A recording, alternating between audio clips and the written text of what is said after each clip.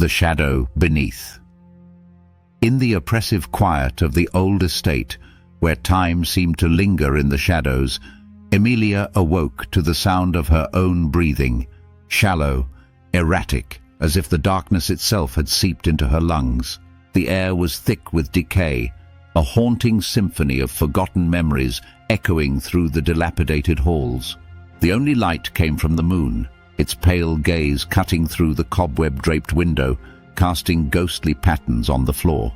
Emilia had inherited the house from her estranged grandmother, a woman surrounded by whispers and mystery. The villagers spoke of curses and secrets, warning Emilia to stay away. But curiosity and desperation drove her to unveil the truth hidden within these walls. As she descended the creaking staircase, each step a reluctant groan driven to awaken the spirits within, she felt the weight of unseen eyes. She chided herself for giving in to superstition, yet a chilling presence grew with each cloying breath. The door to the basement stood ajar, a gaping maw into the abyss. Stories of the basement had always chilled her, tales of its shifting shadows, and the figure said to linger just beyond the sight. She steeled herself, driven by a mix of dread and determination, and crossed the threshold. The air was frigid, her exhaled breath a brief ghost in the dark. There, in the flickering flashlight beam, she saw it, a collection of old portraits, all turned with their faces to the wall. It was as if someone had wished to erase every memory of those who had lived, as though showing their faces would awaken something far more sinister. Emilia turned the first frame around. A woman's face, much like her own, stared back with eyes that invoked a familiar sadness. A chill ran through Emilia's veins. The portrait was of her grandmother, painted in the same age as Emilia now stood. As she turned the second, then the third, despair settled over her like a leaden blanket. These were not just family trees, but generations marked and tormented by the same haunting. Then she heard it. A soft whisper, a breathless sigh as if the house itself was lamenting. The air grew colder and the shadows deepened, coiling around her like tendrils.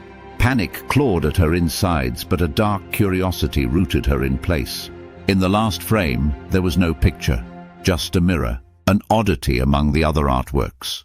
As Emilia peered closer, the reflection was not her own.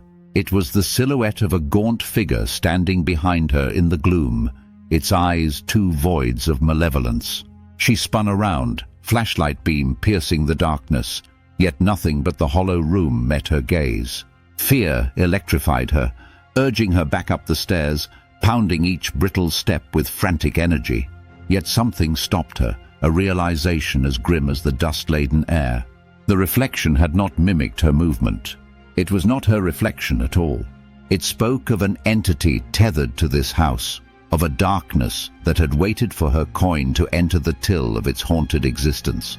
Emilia tried to scream or run, but the door slammed shut with a sickening finality. Then the whispering started again, this time louder, more insistent, a symphony of lament from countless broken pasts. As her vision blurred and darkness enclosed her, the light of the moon snuffed out, and she knew the house had ended its wait. With the last of her strength, Emilia reached for the portraits, clutching at history's unknown, understanding now that the shadow beneath her own life had risen to claim her. A curse unbroken, an eternal dance with the damned, trapped within the house's ancient and loathsome embrace. Emilia slumped against the cold wall, her limbs heavy, as if the shadows themselves weighed her down. Desperation clawed at her heart. She was not ready to become another forgotten face in the haunted gallery. The presence now roiled around her, prompting her every breath to hitch, her pulse to thrum in chaotic rhythm. Her eyes darted to the mirror, the empty frame. If it was a window of connection to whatever evil lurked here, perhaps it could also be her way out. Carefully she crawled toward it, each movement an agony against the suffocating darkness. With trembling fingers, she reached for the mirror, brushing its surface in hopes of some redemption. The air shimmered, a palpable shift as the malevolent whispering faltered, caught in Emilia's frantic plea. For a moment it felt as though the darkness recoiled and the tendrils loosened their grip.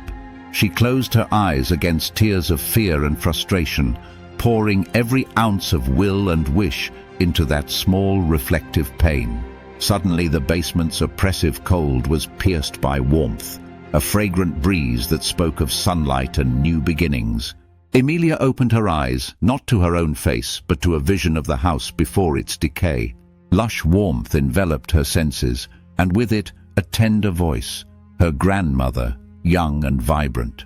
"Emilia," the voice sighed, soft as a mother's lullaby. "You've found the heart of the house. It hungers, but you can choose." Emilia knew then, like a revelation, a bargain needed to be struck. Generations before had accepted their fate, fed the shadows' need for retribution and despair, but she was not bound by their choices. Her heart beat fiercely. Her defiance echoed through that spectral house. She understood now, where darkness demanded its due, light too sought a champion. Her family's sorrow was steeped in silence and complicity, but theirs could be the last sacrifice. With a strength born from desperation and hope, Emilia clutched the mirror and smashed it against the floor. The sound was immense, reverberating through the foundations. Light burst forth, spilling out, tearing the darkness asunder. The whispers turned to wails, then into silence as the last remnants of the shadow were peeled away from the house.